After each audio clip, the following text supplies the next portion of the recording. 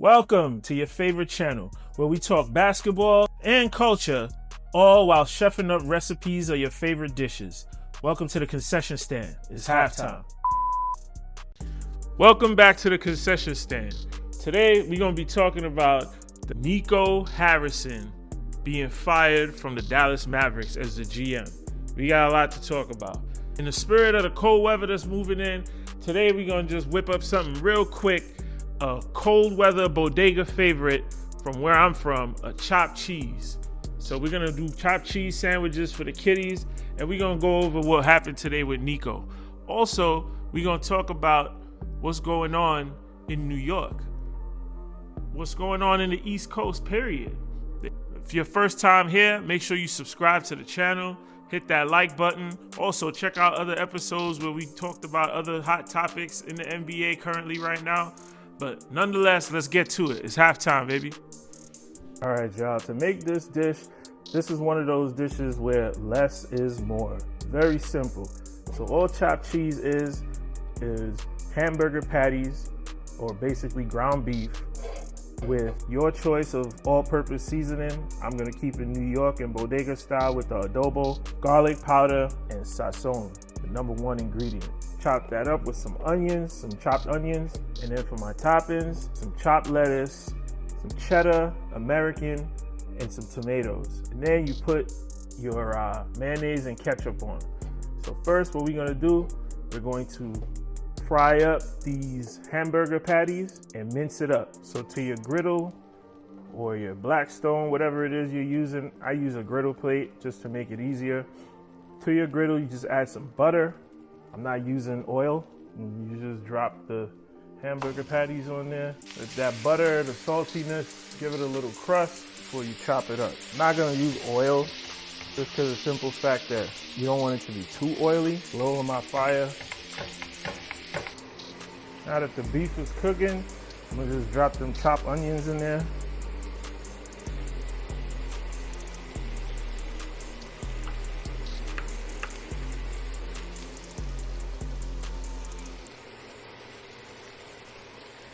I'm gonna season that with black pepper,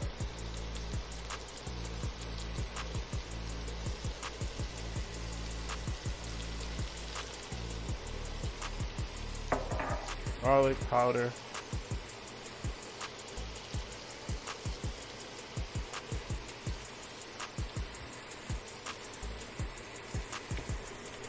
and adobo.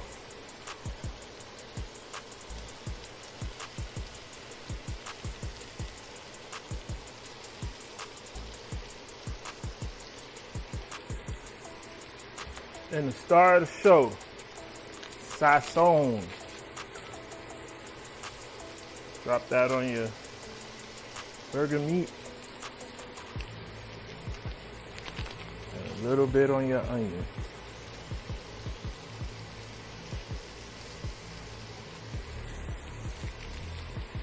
Now, you do exactly what it says. Chop it.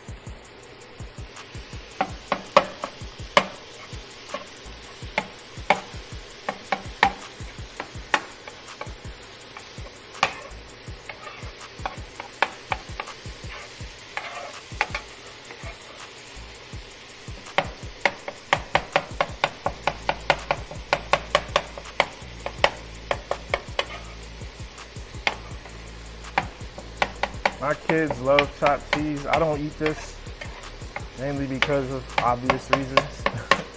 But my kids, they love chopped cheese. They love all the New York stuff. I moved away from New York years ago, but it's like my kids, you can't take the New York out of them. All right, now when it cooks down, I like to just pull it all together. This way I can add the cheese to chop it up.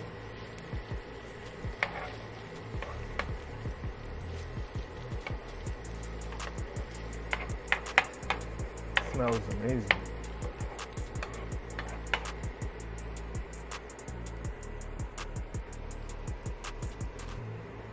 All right, so I'm gonna add my white American cheese.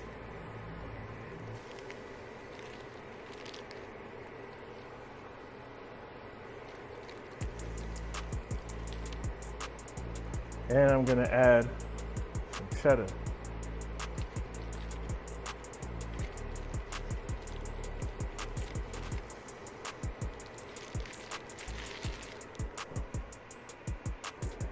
Then you're just gonna take your roll or your hoagie bread and you're gonna toast it.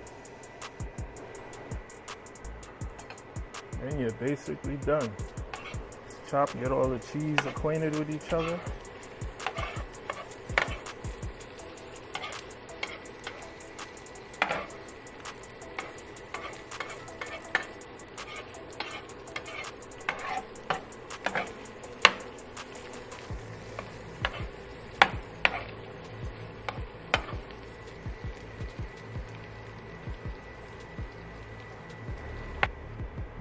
To your toasted bun, just add a little mayo.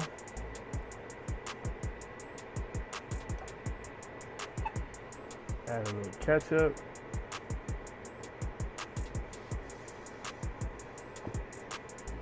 Take some of your chopped cheese.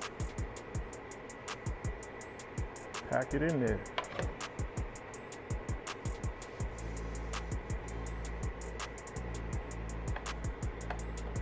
Get your lettuce with a little bit of black pepper, tomatoes too.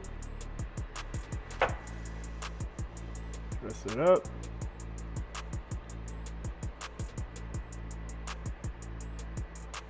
There you have it. Chopped cheese sandwich at the crib.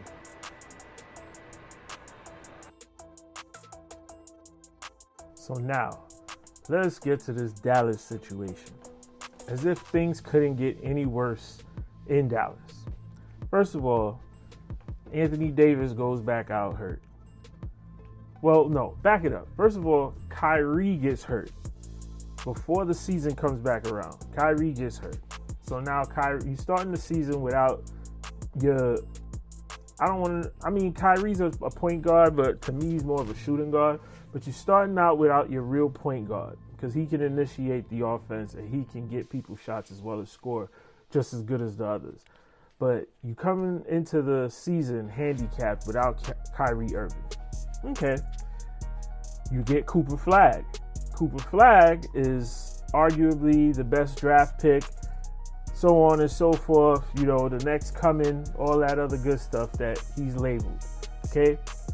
They lucked out. Nico got a get out of jail free card when Dallas got the first pick in the lottery.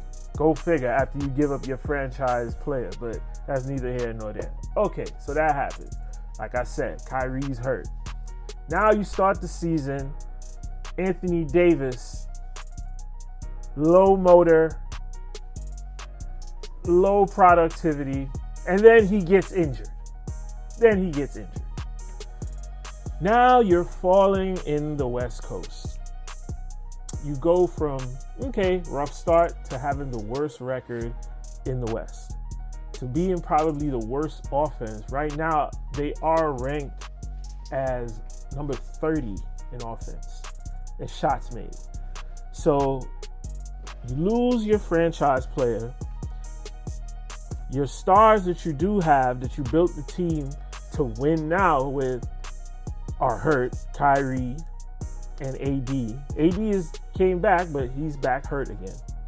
So now you got a rookie, you got Lively, you got Washington, you got pieces, and then your vet Klay Thompson. I don't know what's going on with Klay. Klay's had some catfish or spaghetti, and his mind has not been on focus. He looks focused out there, but his productivity, he's not the Klay Thompson that we know. There's a clip of Klay shooting the ball over his head backwards. I don't even know what that was about. But anyway, Klay is a dub this season. I'm going to say it straight like that. Then, on top of that, you're watching Luka run amok on the NBA, averaging 40. I think up to today, now he's probably back down to about 36 or 35. But you're watching Luka average over 30 points, and you're watching the Lakers be third in the West with 8-3 record. and you guys are at the bottom of the totem pole. Pause. What was the point? So it makes me wonder, okay, I said maybe this is not all on Nico. This is part of, upper management, because a call like that to get rid of your franchise player, a player like Luka Doncic, who's generational talent, to get Luka off your roster and ship him off to LA for Anthony Davis and Max Christie. I mean, I honestly feel like Nico did have something to do with that. Because as much as I tried to tell myself, this can't be all Nico's fault, I just remember they had new ownership. These new owners were trying to get in there, trying to get this casino in Dallas. They're focused on business and revenue.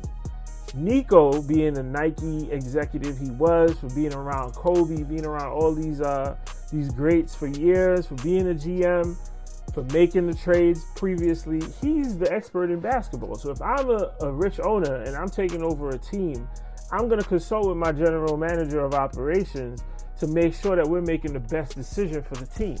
So although, the ownership group had to sign off on this, it had to be presented to them because, I don't think they're going to go against their franchise player on their own with not being in the weeds of the team mechanics and what's going on. It had to be reports from Nico, from Michael Finley, from everybody go down about Luka's productivity, his work ethic, and these things are probably stuff where they clashed and they couldn't get it together, nor could they get along. So Nico brought it to ownership, I'm sure, as, hey, we can get rid of Luka. Luka is not conditioned, he's not disciplined. If we get ourselves another big to pair with Kyrie Irving, we can win now because this is a defensive squad. And it looks like that's what happened. And guess what? Boom! It backfired. I don't know what's going on with Dallas, but if I am the owner, I'm blowing it up. I'm blowing it up. You need young talent because, okay, Kyrie Irving is when healthy, is a top 10, top 15 player in the NBA. He's super talented. He's a grand wizard with the basketball. He can do so much. He can create. He can score. He can go left. He can go right. He can shoot left. He can shoot right. He can assist. He can dish. There's not much that Kyrie Irving cannot do. He's a phenomenal ball player. Anthony Davis is a defensive expert. He anchors a team's defense when he's at the power forward position. You have Anthony Davis trailing in those passing lanes, putting up 1 to 2 blocks per game, and he's he's good on the perimeter and in the mid-range and dominant inside. He's had games where he scored 40s, 50 points. He's a champion, an NBA champion. He's an all-star. Anthony Davis is a superstar, right? Both of these guys are in their 30s, 32, I believe, to be exact. They both suffer with injury. Kyrie is not a habitual injury sufferer, but he had a very bad injury, rupturing his Achilles. And AD has a long injury history. So if I'm owning this team, or if I'm the GM of this team, what's my upside? What does the future really look like for me with this ball club? With my 2 stars aging, okay, I got a young star. I got Cooper Flag out the draft. 18 years old, 6'9", locomotive, can pass, athletic, great.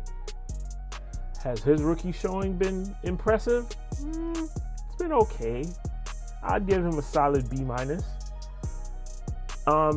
With Kyrie being out, Jason Kidd put him as the point guard. I don't know if they think he's Magic Johnson, but for him to be a rookie point guard and lead them to the promised land, I don't see that happening. So it makes me wonder, what is there for me to gain? Kyrie comes back. We don't know what a 32-year-old is going to be like after an Achilles surgery. Is he going to still be able to move laterally? Is he still going to be able to do the things that he does? I have no doubt in my mind that he still will be a premier or elite scorer. and still has the best ball handling that anyone's ever seen. But, how does it translate to winning? Can he lead a team? Will he have the stamina through the postseason, given his injury, to lead the team? And that's something that, I'm not sure that I want to do. So if I'm the GM or the new GM or executive running basketball operations, I'm looking for a start and build a team around Pickett Flag and get some young talent. I would get off of AD, I would get off of Kyrie, and I would restart. I would get some picks out the draft, and I would see what assets we could get coming back in. Think of a team like Minnesota. If they were to trade Anthony Davis to Minnesota, for Minnesota it works. Minnesota's a win-now team. You can add Anthony Davis and pair him at the 4 with Rudy Gobert, which would be a defensive nightmare in the playoffs. And, on the flip side, Dallas could get some young talent back, like a Dante DiVincenzo or, Randall. I'm not sure the salary matchup, but, you get some young talent in there. These are the things that in my mind,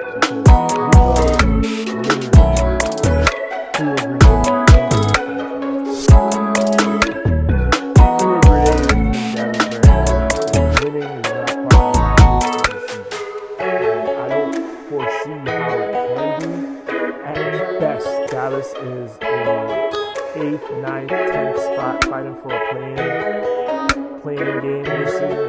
If Kyrie does come back to the end of the season, or Anthony Davis comes back healthy, they're at best a playing team, just because of the damage that's being done. So I don't know. What do you guys think? Do you think that Dallas should hit the reset button and see what assets they can get back to their aging stars? Do you think that they should move around the flag? Do you think that they were justified in firing Nico? Nico had been fired. I mean, if Nico's involvement or decision to trade Nico for Anthony Davis rests 70 to 80% on Nico's shoulders, in my opinion, because that was a knee-jerk, ego, you're not bigger than the program decision. I don't think that it was warranted. You got a guy who's averaging 32 points a game, whether he's in shape or not. He wheeled you to the NBA Finals up against a fully loaded, stacked clip team that no one could have beaten that year in Boston. But he got them to the finals through the tough competitive West with one leg and overweight. So it's more so, how do you deliver them? It's not so much for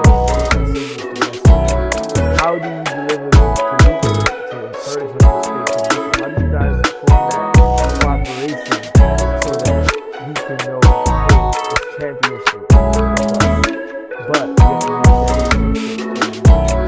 achieving it right now. In LA, Nico is great. He's downtown. He's dunking again. He's playing defense. There aren't any blow-bys.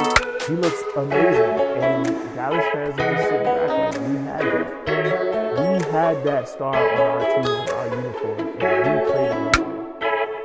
So all the smoke coming Nico's way. Sorry, Nico, you're gonna have to eat it. My question is, where does he go next? Does he become a GM somewhere else? Does he go into the coaching staff? Does he become a vice president of basketball operations? Does he become the next Pat Riley? Does another franchise take a chance with Nico? Or would another owner probably be timid because it's like, hey, if Nico wants to, prove his ego is strong, or if he's at war with the star player, my franchise is going to suffer. At the end of the day, we need customers putting butts in those seats and coming to those games, and you need a star attraction to do so. So, that being said, I personally think that Nico will probably go back to working at Nike, and I think he will be on a media press run. I think that we're finally going to find out what really happened with this. If I was Nico, I would do it, especially if, like I said, if he did not facilitate this trade 100% and it came from ownership, the world and the public is willing to know and wanting to know exactly what went down. So if I was Nico, I would do a press run, and I'd just become a media personality, because at the end of the day, he's still a brilliant basketball mind. He's put together the same team that went to the NBA Finals around Luka, with the shooters, the wings that they had. So he's not all bad. He just made a rash decision by trading their future away. And now Los Angeles is reaping the benefits of that. So leave your comments down below. Let me know what you guys think Nico should do. Also, in the East, New York were the favorites to take the East. Now the East is looking very competitive now. Things have shifted completely. Knicks are no longer a shoo-in for the NBA Finals. You got Philly, you got Detroit, you got Chicago. All these teams are playing top basketball, and then at the top of the list, you have Milwaukee. And Giannis is playing like an absolute monster out there. He's averaging, 35, 36? I mean, it's not as easy as we thought it was going to be for New York. I don't know. What is New York going to do? Are they going to be able to withstand a hungry Giannis who's at the brink of deciding whether he wants to stay in Milwaukee or go? Contracts coming up. Are we going to underestimate the young, youthful dog Detroit Pistons? Are we going to underestimate them? Are we going to underestimate Philadelphia with their backcourt that I'm in love with, Tyrese Maxey and VJ Edgecombe? Philly's in a position where Joel Embiid doesn't even have to play hard in order for it to result to winning, because you've got an all-star in Maxey and you've got a rookie of the year type talent in VJ Edgecombe.